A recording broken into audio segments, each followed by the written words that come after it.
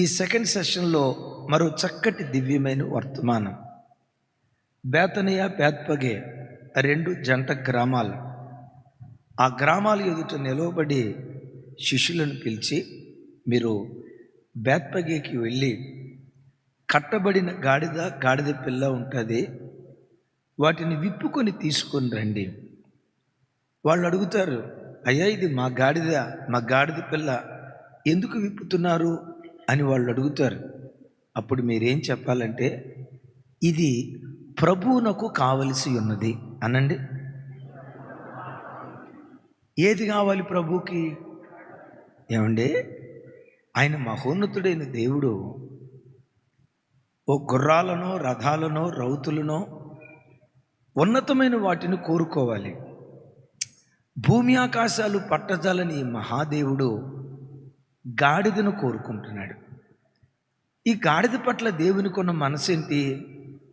ఈ గాడిద బ్రతుకు కాలం అంతా కట్టబడిన గాడిదగా ఉండటమే కాదు, దాని కట్లు విప్పిన తర్వాత ఆ గాడిదను యెరూషలేముకు తీసుకుని వెళ్ళాలి. యెరూషలేముకు తీసుకుని వెళ్ళేటప్పుడు నాకెంత ఘనస్వాగతం కలుగుతుందో, నా వాహనంగా పిలువబడుతున్న ఈ గాడిదకు కూడా అంత ఘనస్వాగతం కలగాలి అని భూమి ఆకాశాలు పట్టజాల నా మహాదేవుడు గాడిద పిల్లను కోరుకున్నాడు. ఒకసారి చెప్పండి, ఏం కోరుకున్నాడు? గాడిద పిల్లను. ఎవరి గాడిద పిల్లలు? దేవుని వాక్యమే కాదు, అలంకార ప్రాయంగా మనిషిని గాడిదతో పోలుస్తారు. ఎప్పుడైనా మీ పిల్లల మీద కోపం వచ్చింది అనుకోండి, పిల్లల్ని ఏమని తిడతారు చెప్పండి? ఒరే గుర్రమా అంటారా? ఏమంటారు చెప్పండి? ఒరే ఏనుగా అంటారా? టకామాని వచ్చే మాట ఏంటో తెలుసా? ఒరే గాడిద. ఇప్పుడు వినండి, వాడు గాడిద అయితే మనమేమైనట్టు?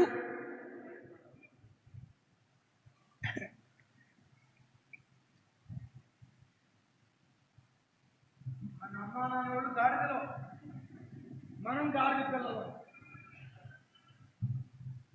ఏంటన్న అంతలో మాట అన్న అంటారా? నిజమే, మనిషి స్వభావం గాడిద లాంటిదే.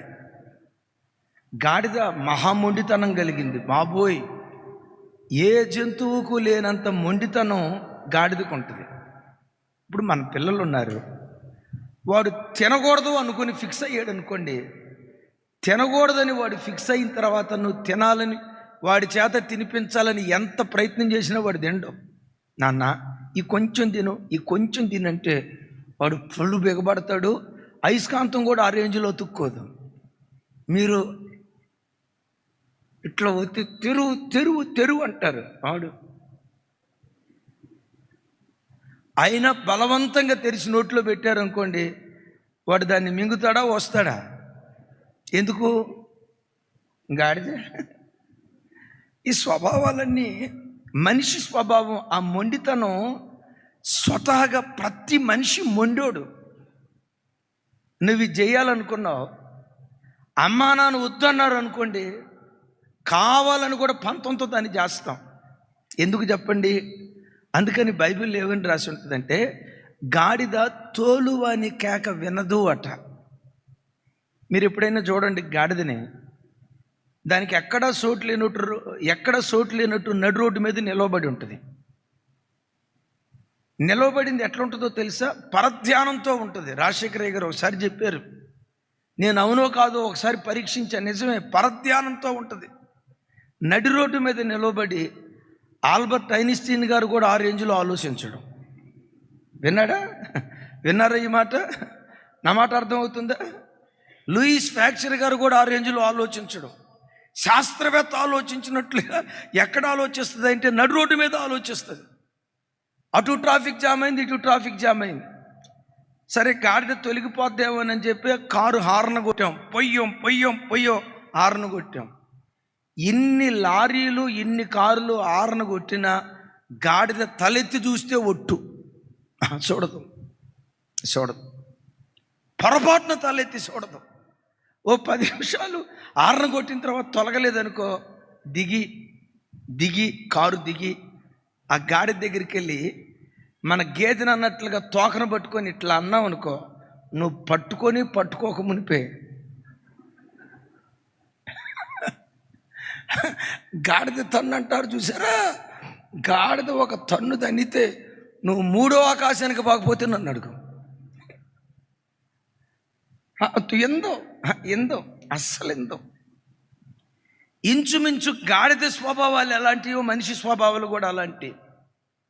కానీ అద్భుతం తెలుసా, పరిశుద్ధుడైన దేవుడు, వినయ విధేయతలకు మారుపేరైన దేవుడు, పరిశుద్ధుడు పరిశుద్ధుడు పరిశుద్ధుడని కోటాను కోట్ల దేవదూతల గణం చేత ఆరాధించబడుతున్న ఈ గొప్ప దేవుడు గాడిద లాంటి మనిషిని కోరుకున్నాడు.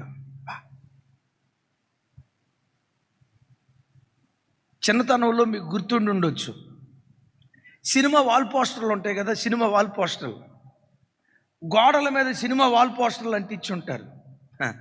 గాడిద వేటింది తింటుంది చెప్పండి, కొంచెం గుర్తు తెచ్చుకోండమ్మా.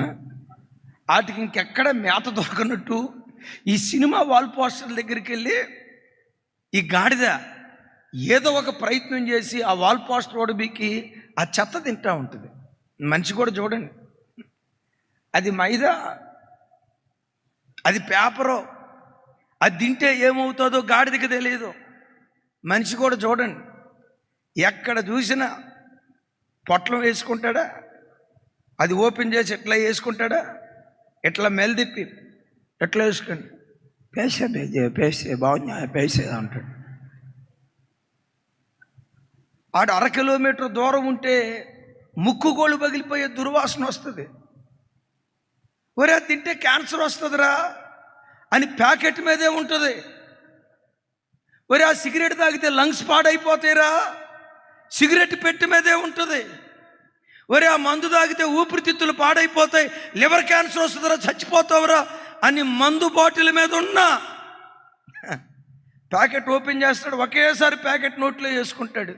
ఒరే అది ప్యాకెట్లో ఆ గుట్కాయ ఎట్లా తినగలుగుతున్నావు, ఎట్లా తినగలిగేదే ఉంది, మాది గాడిదల వంశం కదా సార్, మా వంశాన్ని నిలవబెట్టాలి కదా, మా వంశ గౌరవాన్ని కాపాడాలి కదా. గాడిద స్వభావం ఎలాంటిదో సేమ్ మనిషి స్వభావం కూడా అలాంటిదే. కానీ విచిత్రం ఏంటంటే ఇలాంటి గాడిదను కోరుకున్నాడు ఆ గొప్ప దేవుడు. తమ్ముడు చెల్లి, ఈ వాక్యం వింటున్న నీ బ్రతుకులో ఒకసారి నా వైపు చూడు. నీవెవరివో నీకు బాగా తెలుసు, నీ స్వభావం ఎలాంటిదో నీకు బాగా తెలుసు, నీ వ్యక్తిత్వం ఎలాంటిదో 10 మందిలో కనపడే వ్యక్తి వేరు, ఆంతరికంగా ఉండే వ్యక్తి వేరు. నీవెవరో నీకు బాగా తెలుసు.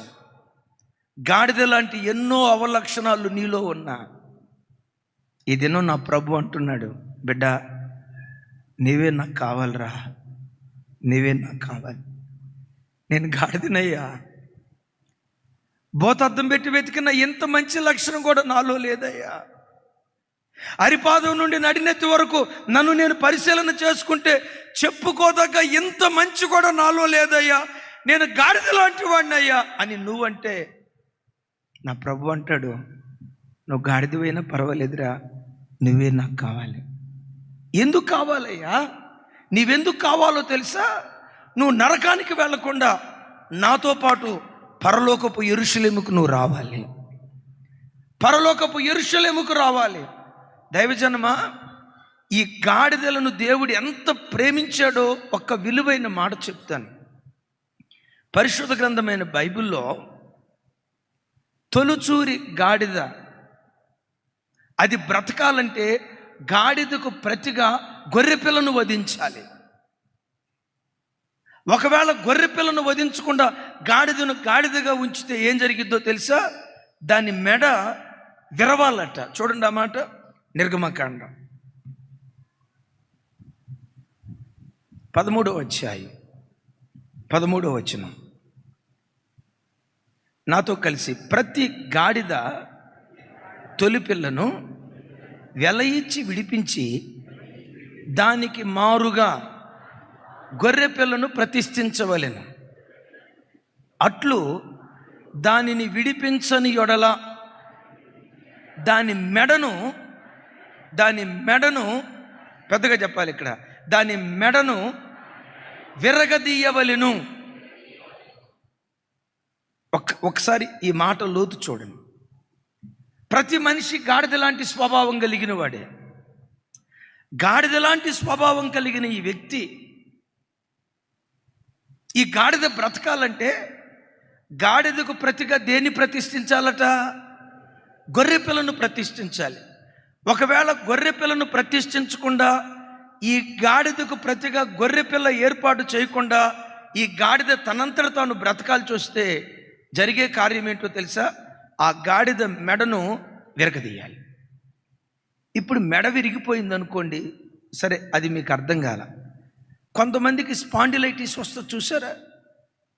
ఈ మెడకి అదేదో పెట్టుకొని ఇక వాళ్ళు కదిలే విధానం చూడండి. మెడకి అది పెట్టుకున్న తర్వాత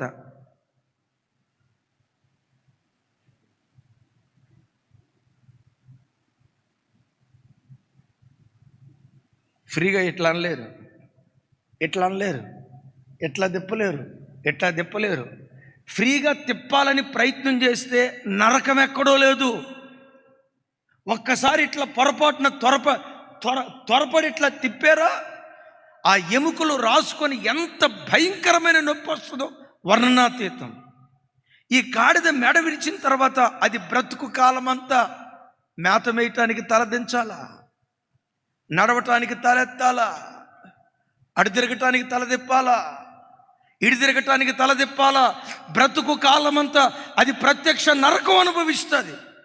చచ్చిన తర్వాత నరకం అనుభవించడం కాదు, బ్రతికిన కాలమంతా ఆ గాడిద నరకం అనుభవిస్తుంది. కానీ అద్భుతం తెలుసా? ఆ గాడిద మీద ఆ ఉగ్రత కొమ్మరించబడకుండా ఆ గాడిదకు ప్రతిగా గొర్రె పిల్లను ప్రతిష్ఠించి గొర్రె పిల్లను వధిస్తే గాడిద మీద పడాల్సిన శిక్ష గాడిద మీద పడకుండా దేని మీద పడింది? గొర్రెపిల్ల మీద పడింది. ఆ గొర్రెపిల్లే లోక పాపములను మోసుకొని వెళ్ళే దేవుని గొర్రెపిల్లగా పిలువబడుతున్న మన ఆరాధ్య దైవం ప్రభు యేసుక్రీస్తు. సిలువ మ్రాను మీద చేతగాని వాడిగా ఆయన ఎక్కలేదు. తనను తాను రక్షించుకోలేని అసమర్థుడు కాదు. చేతగాని దేవునిగా సిలువ మ్రానుకు తాను ఎక్కలేదు. ఎందుకు ఆయన సిలువ మ్రాను ఎక్కాడో తెలుసా? నీ తలంపులతో నువ్వు చేసిన దుష్ట తలంపులకు ప్రతిగా, నీ తలతో నువ్వు చేసిన దుష్ట తలంపులకు ప్రతిగా ఆయన తల మీద మొండ్ల కిరీటం. గాడిదలాగా బ్రతికి నీ చేతులతో తాకకూడని వాటిని తాకేవే, పట్టుకోకూడని వాటిని పట్టుకున్నావే, ముట్టుకోకూడని వాటిని ముట్టుకున్నావే.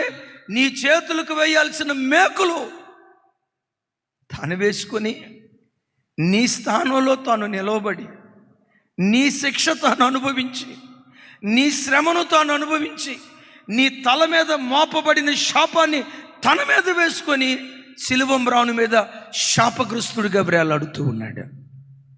నీకు ఒక అద్భుతం తెలుసా? సిలువ చెంత చేరిన వాడు, యేసు క్రీస్తును ఆశ్రయించిన వానికి, క్రీస్తు యేసునందున్న వానికి ఏ శిక్షా విధి లేదు. ప్రతి శిక్షా విధి కొట్టివేయబడింది. ఎలా? కపాలమని అర్థమిచ్చే గొల్గొతా పర్వతం మీద ఆయన సిలువ త్యాగం ద్వారా నా మీద వేయబడిన శిక్ష, నా తల మీద ఉన్న శాపం, నా తండ్రి చేసిన పాపం నాకు శాపమై, నా తాత ముత్తాతలు చేసిన పాపం నాకు శాపమై, నా పూర్వీకులు చేసిన పాపం నా బ్రతుకుల శాపమై, ఆ శాపాన్ని మోస్తూ ఉండగా యేసుక్రీస్తు సిలువ చెంతకొచ్చి ఆయన రక్తం ద్వారా నేను నీతిమంతుడిగా తీర్చిదిద్దబడతానని ఎప్పుడైతే బాప్తిస్మం తీసుకున్నానో, 1000 సంవత్సరాల శాపపు కాడి యేసుక్రీస్తు రక్తము ద్వారా ఒక్క క్షణంలో విరగొట్టబడింది. చప్పలు కొడుతూ ప్రభు వారికి స్తోత్రాలు చెప్దాం. యేసు లేకపోతే ఏ గాడిదకైనా ఈ శిక్షే. గొర్రెపిల్లగా పిలువబడుతున్న యేసుక్రీస్తును ఎవరైనా ఆశ్రయించకపోతే, బలియాగమైపోయిన యేసుక్రీస్తును ఎవరైనా ఆశ్రయించకపోతే, గాడిద బ్రతికిన కాలమంతా నరకాన్ని అనుభవించినట్లుగా మనుషుడు లోకంలో బ్రతికిన కాలం సుఖం అనుభవిస్తాడేమో, చనిపోయిన తర్వాత వాని ఆత్మ నరకంలో కాల్చబడతాదని దేవుని యొక్క వాక్యంలో రాయబడి ఉంది. అమ్మా అయ్యా ఒకసారి నా వైపు చూడండి, కూర్చొని ఒకసారి ఆలోచించు. అయ్యా గాడిద లాంటిదాన్ని కదా, గాడిద లాంటి స్వభావాలు కలిగిన వాడిని కదా, నేను కావాలని నన్ను కోరుకున్నావా? నా స్థానంలో నిలవబడి నా కొరకు నీ ప్రాణం పెట్టావా? నా కొరకు నీ ప్రాణత్యాగం చేసావా? పరిశుద్ధుడు పరిశుద్ధుడు పరిశుద్ధుడని కోటాను కోట్ల దేవదూతల చేత ఆరాధించబడే నీవు ఈ గాడిదను కోరుకున్నావా? ఈ గాడిద కొరకు నువ్వు ప్రాణం పెట్టావా? ఎంత త్యాగం చేసి గాడిదగా కట్టబడిన నన్ను విడిపించేవే, నీ కొరకు నేను ఎలా బ్రతకాలి? ఎలా బ్రతికి నీ రుణాన్ని నేను తీర్చుకోవాలి? పరిశుద్ధ గ్రంథమైన బైబిల్లో కొన్ని మంచి గాడిదలు ఉన్నాయి. అయితే ఈ మంచి గాడిదలో ఒక గాడిద ఉంది, బిలాము గాడిద అనండి. ప్రవక్త అయిన బిలాము వర్సెస్ బిలాము గాడిద. ఇక చరిత్ర జోలి నేను వెళ్ళను, కానీ ఈ బిలాము ప్రవక్త ఇశ్రాయేలు ప్రజలను, ఇంకొకసారి చూడండి, ఇశ్రాయేలు ప్రజలను శపించడానికి బయలుదేరుతున్నాడు. సహజంగా బిలాము ప్రవక్త అంటంతో ఇజ్రాయేలీయుడు అనుకుంటారు. అమ్మా నా వైపు చూడండి, ఇజ్రాయేలుడు అనుకుంటారు. వాస్తవంగా బిలాము ఇశ్రాయేలీయుడు కాదు, అన్యుడు. నేనంట ఆ రోజుల్లోనే అన్యుడితో దేవుడు ముఖాముఖిగా మాట్లాడేవాడు. ఈయన నోట నుంచి ఏదైనా మాట బయలుదేరితే ఖచ్చితంగా జరుగుతూ ఉండేది. అలాంటి గొప్ప ప్రవక్త దేవుని ప్రత్యక్షత పొందుకున్నాడు. కానీ సొమ్ముకు ఆశపడి ఇశ్రాయేలుని శపించడానికి బయలుదేరి వెళ్తున్నాడు. దేని మీద? గాడిదకు గంత కట్టి గాడిద మీద కూర్చొని వెళ్తున్నాడు. చూడండి ఒకసారి ఆ మాట, సంఖ్యాకాండం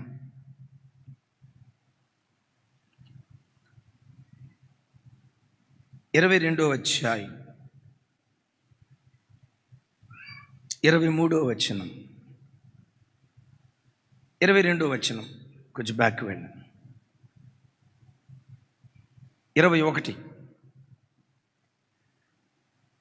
నాతో కలిసి చెప్పండి. ఉదయమున బిలాము లేచి తన గాడిదకు గంత కట్టి మోయాబు అధికారులతో కూడా వెళ్ళాను. ఇక్కడ ఆగండి, ఇక్కడ ఎవరెవరు ఉన్నారు? బిలాము ఉన్నాడు, గాడిద ఉంది, మోయాబు అధికారులు ఉన్నారు. అగైన్ చివరి మాట చెప్పండి. మోయాబు అధికారులు ఉన్నారు, ప్రవక్త అయిన బిలాము ఉన్నాడు, గాడిద ఉంది. నెక్స్ట్ 22, అతడు వెళ్ళుచుండగా దేవుని కోపము రగులుకొనెను. యెహోవా దూత అతనికి విరోధి అయి త్రోవలో నిలిచాను. అతడు తన గాడిదనెక్కి పోవుచుండగా అతని పనివారు ఇద్దరు అతనితో కూడా నుండిరి. యెహోవా దూత ఖడ్గము దూసి చేత పట్టుకొని త్రోవలో నిలిచి ఉండుట ఆ గాడిద చూసెను. నా వైపు చూడండి. నేను మీ అందరికి కనపడుతున్నానా, కనపడలేదా? ఏం డౌట్గా చెబుతున్నారు ఏంట? నేను కనపడలేదా? నేను మీ అందరికి కనపడుతున్నానా, కనపడలేదా? త్రోవలో దూసిన కత్తి చేతబోని దూత నిలవబడ్డాడు. రైట్. ఇప్పుడు ఇటు నుంచి ఎవరు వెళ్తున్నారు? మోయాబు అధికారులు, బిలాము, గాడిద, ఇంకొకటి కూడా ఇద్దరు పనివాళ్ళు. ఎంతమంది ఉన్నారు ఇప్పుడు? 4 గుంపులు. ప్రవక్త అయిన బిలాము, గాడిద, మోయాబు అధికారులు, ఇద్దరు పనివాళ్ళు. ఇప్పుడు ఎదురు నిలవబడినటువంటి ఆ దూత అందరికీ కనపడాలా, కనపడలేదా? అందరికీ కనపడాలా, కొందరికే కనపడాలా? ఏం అంత సీరియస్గా చూస్తున్నారమ్మా? నేను అందరికి కనపడుతున్నానా, కొందరికి? అందరికి కనపడుతున్నా కదా, మరి ఈ దూత అందరికి కనపడాలి కదా.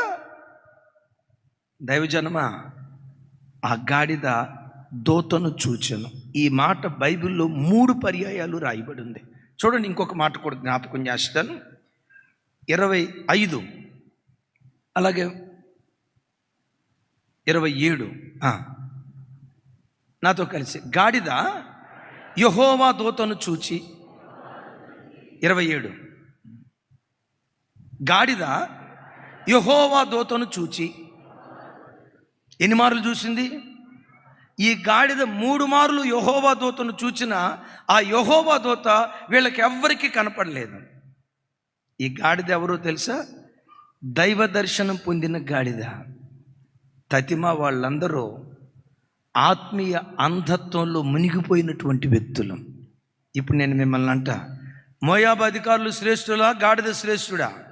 సారీ, చూసారా, గాడిదకి ఇప్పుడు మానవ భాష వాడాను. రైట్. మోయాబు అధికారులు శ్రేష్ఠులా, గాడిద శ్రేష్టమైనదా? ఆ గాడిద ఏ దర్శనం పొందుకుంది? దైవ దర్శనం పొందుకొని అదిగో త్రోవలో దేవుని దూత నిలవబడింది, దూషణ ఖడ్గాన్ని చేతబూనిందని దైవ దర్శనాన్ని పొందినటువంటి గాడిద. మరలా అడుగుతాను, మోయాబు అధికారులు శ్రేష్ఠులా, గాడిద శ్రేష్ఠ? ప్రవక్త బిలాము శ్రేష్ఠుడా, గాడిద శ్రేష్టమైనదా? దాసులు శ్రేష్టమైన వాళ్ళ, గాడిద శ్రేష్టమైనదా? ఎందుకు శ్రేష్టమైనది? గాడిద దైవ దర్శనాన్ని పొందింది. నా ప్రభు బిడ్డలారా, మనం మోయాబు అధికారులం కాకపోవచ్చు, బిలాము లాంటి గొప్ప వ్యక్తులం కాకపోవచ్చు, యేసే నిజదేవుడని దైవ దర్శనాన్ని పొందుకున్నటువంటి వ్యక్తులం. కొందరు ఎందుకు నమ్మలేదో తెలుసా? వాళ్ళ మనోనేత్రాలు యుగ సంబంధమైన దేవత గుడ్డితనాన్ని కలుగు చేసి దైవము కానివే దేవుడని, నిర్దేవుడనే దేవుడని ఆరాధిస్తూ కొందరి మనోనేత్రాలు ముయ్యబడ్డాయి. కానీ అద్భుతం తెలుసా? దేవుడు వెతుక్కుంటూ వెతుక్కుంటూ వెతుక్కుంటూ వెతుక్కుంటూ నీ దగ్గరకు వచ్చి దేవుని వాక్యం వినిపించినప్పుడు నీతో పాటు అనేకులు విన్నారు, నీవు విన్నావు. అద్భుతం. వాళ్ళు విన్నారు, వాళ్ళు రక్షణ పొందలా. నువ్వు విన్నావు, విన్న తోడనే యేసు ప్రభు పాదాల చెంత సాగిలపడి యేసే నిజదేవుడిని అంగీకరించగలిగావు. కారణం ఏంటో తెలుసా? నీవు దేవుని కృపను పొంది దైవ దర్శనాన్ని పొందినటువంటి దేవుని ప్రజలం. దేవుడు ఆ దైవ దర్శనం మనకిచ్చినందుకు స్తోత్రాలు చెప్దాం. బైబిల్లో ఒక మాట ఉంది, నాకు భలే ఇష్టం ఆ మాట. చూడండి ఒకసారి, లోకా సువార్త 3వ అధ్యాయం 1వ వచనం. నాతో కలిసి, తిబెరీ కైసరు ఏలుబడిలో 15వ సంవత్సరమందు యోదయాకు పొంతు పిలాతు అధిపతిగాను, గలలియాకు హేరోదు శతాధిపతిగాను, ఇతూరియా త్రుకోనియా దేశములకు అతని తమ్ముడైన ఫిలిప్పు చతుర్థాధిపతిగాను, అబిలేనే దేశమునకు లుసానియా అధిపతిగాను, నెక్స్ట్ అన్నయు కైపయు ప్రధాన యాజకులుగా ఉన్న కాలములో అరణ్యములోనున్న జకర్యా కుమారుడైన యోహాను నొద్దకు దేవుని వాక్యము వచ్చెను. చప్పలు కొట్టు స్తోత్రాలు చెప్దాం. అక్కడ ఎవరెవరు ఉన్నారు? కైసరు ఉన్నాడు, హేరోదు ఉన్నాడు, లూకియా ఉన్నాడు, చతుర్థాధిపతులు ఉన్నారు, రాజులు ఉన్నారు. దేవుని వాక్యం వాళ్ళను దాటుకుంటూ దాటుకుంటూ దాటుకుంటూ దాటుకుంటూ ఎక్కడో అరణ్యములో ఉన్న బాప్తిస్మం ఇచ్చు యోహాను యొద్దకు వాక్యము దిగి వచ్చింది.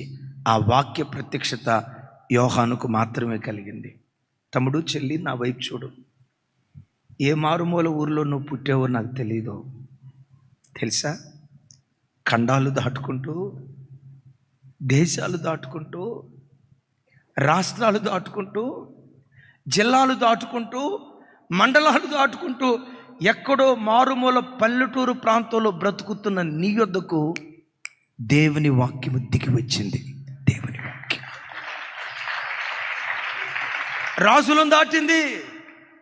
రాజులకి ప్రత్యక్షత కలగలేదు, అధిపతులకి ప్రత్యక్షత కలగలేదు, గవర్నర్లకి ప్రత్యక్షత కలగలేదు.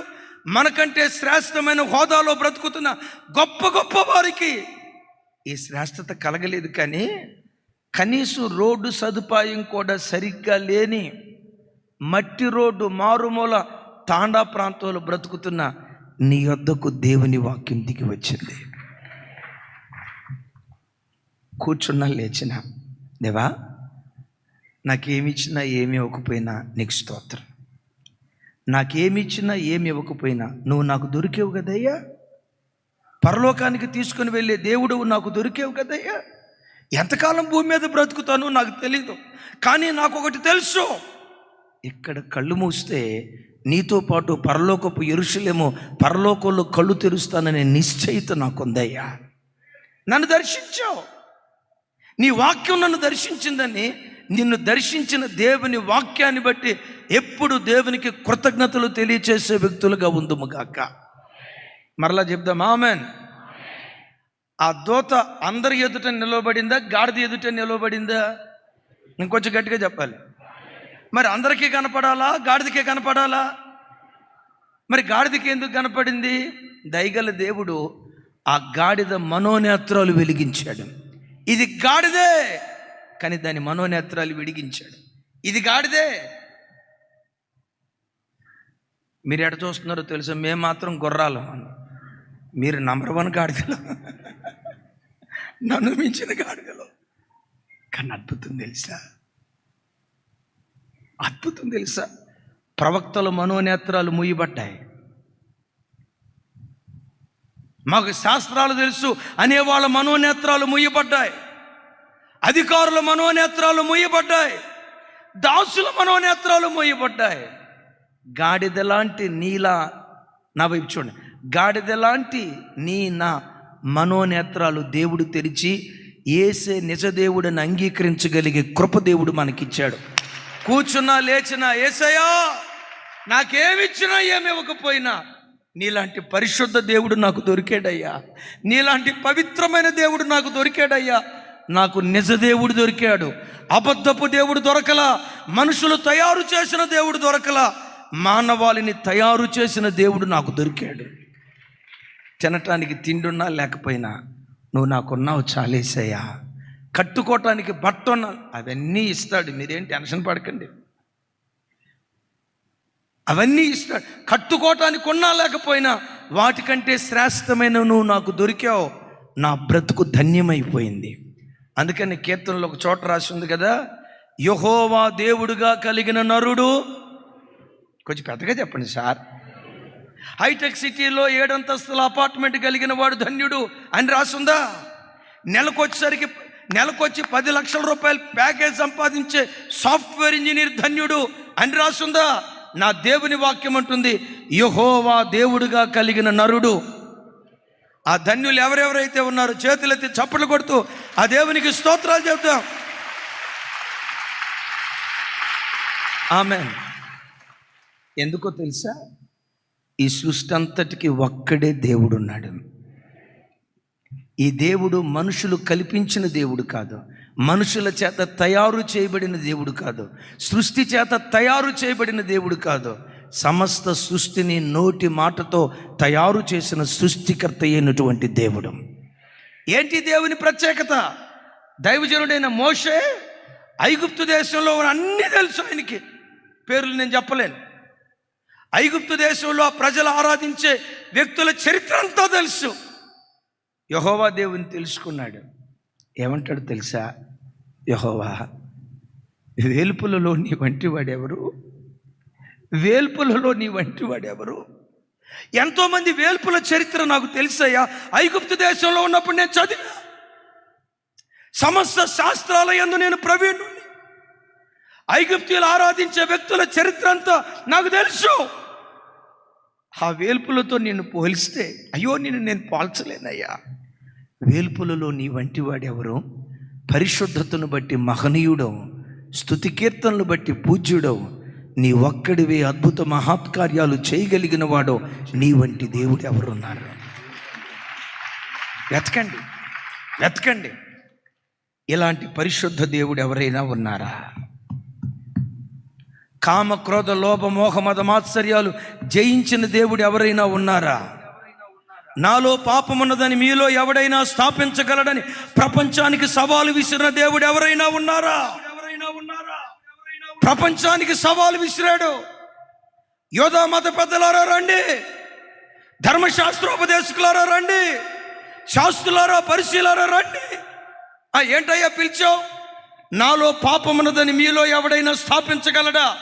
మీరు ఏ శరీరంతో బ్రతికారో అదే శరీరంతో 33.5 సంవత్సరాలు మీ మధ్యలో నేను తిరిగా. మీరు ఏ ఆడపిల్లను చూశారో, నేనేది ఆడపిల్లలను ఎవరి మధ్య మీరు బ్రతికారో నేను వాళ్ళ మధ్య బ్రతికా. మీలో ఎవడైనా నాలో ఇంత పాపాన్నైనా స్థాపించగలడా అని ఆ రోజుల్లో సవాలు విసిరితే యేసుక్రీస్తు ఎదుట ప్రపంచం మౌనమైపోయింది. ఎందుకో తెలుసా? ఈ దేవుడు దుష్టత్వమును చూడలేనంత నిష్కలంకమైన కన్నులు కలిగిన దేవుడు. కూర్చున్నా లేచినా, దేవా నువ్వు నాకు దొరికావు. ఈ గాడిద మెడ విరగదీసి బ్రతుకు కాలమంతా శిక్షను అనుభవించాల్సిన ఈ గాడిదను శిక్షలో నుంచి తప్పించి, ఉగ్రతలో నుంచి తప్పించి, నరకంలో నుంచి తప్పించి పరలోకపు యెరూషలేముకు చేర్చటానికి గొర్రెపిల్లగా బలియాగం అయిపోయావు. నువ్వు నాకు దేవునిగా దొరికావు. ఇదే నా బ్రతుకునకు కలిగిన ధన్యత. ఆ ధన్యతను బట్టి సమస్త ఘనతలు కలుగునుగాక. అయితే మనోనేత్రాలు తెరవబడిన గాడిద ఏం చేసిందో తెలుసా? దేవునికి ఆయాస్కరమైన మార్గాల్లోకి వెళ్ళటానికి ఇష్టపడలా. బిలాము మరి ఆ గాడిదకి ఏ భాష చెప్పాడో, మన ఎద్దును పొడిచినట్టుగా ముళ్ళుగారతో పొడిచాడో నాకు తెలియదు. ముందుకెళ్ళిపో అని అన్నాడు. గాడిద ముందుకెళ్ళకుండా ఎదురుగా నిలవబడిన యెహోవా దూతను చూసి ఆ పక్కమటి పొలం ఉంటే పొలంలోకి వెళ్ళింది. పొలంలోకి వెళ్తావని పెటామని కొట్టాడు. అక్కడి నుంచి లేచి ఆ ద్రాక్ష తోటకు ఇరువైపుల గోడ ఉంటే ఆ గోడ దగ్గరకు వచ్చి బిలాము గాడిద మీద కూర్చున్నాడు కదా, ఆ కాలుని తీసుకెళ్ళి గోడకు ఒత్తేసింది. ఎందుకు వచ్చిందో తెలుసా? ఒరే మూర్ఖుడా, చూడరా, ఎవరిని చూడమని, ఎదురు నిలబడిన యెహోవా దూతను చూడరా అన్నట్లుగా గోడను ఒత్తింది. ఇది నా మాట ఎంటలేదని మరలా పెటామని కొట్టాడు. ఆ పెటామని కొడితే ఆ గాడిద లేచినట్టే లేచి నిలవబడిన చోట కుప్పలాగా కూలిపోయింది. మరలా మూడోసారి కొడుతున్నాడు. ఈ గాడిద ఎలాంటిదో తెలుసా? ఒకప్పుడు గాడిదే, ఒకప్పుడు మొండిదే, తనకిష్టమైన త్రోవలకు వెళ్ళిందే. మనోనేత్రాలు తెరవబడిన తర్వాత దేవునికి ఆయాస్కరమైన మార్గాల్లోకి వెళ్ళటానికి ఈ గాడిద ఇష్టపడలేదు. ఈ మార్గంలో వెళ్ళటం దేవుని చిత్తం కాదు అని ఈ గాడిదకి తెలిసింది, ఆగిపోయింది.